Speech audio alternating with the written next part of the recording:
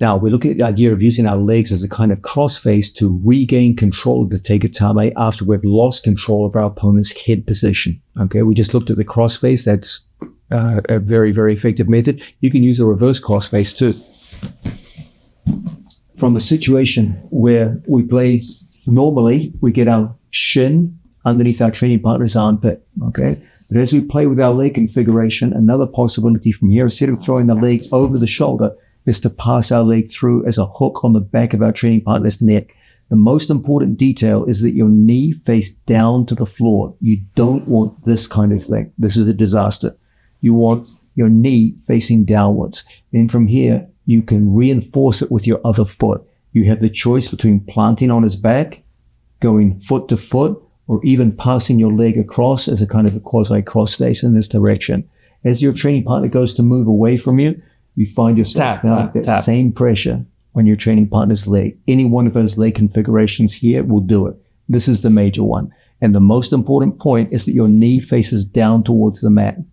When Placido goes to push in towards me, it's a difficult thing. And from here, the lock is strong. If he goes to move away from us, it's tight.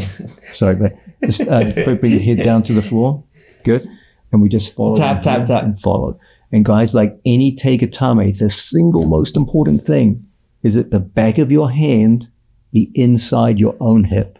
This is true for all the Tegatames. That's the common denominator out of all of them. No matter how many leg configurations we use, the common denominator is the back of your hand inside your own hip.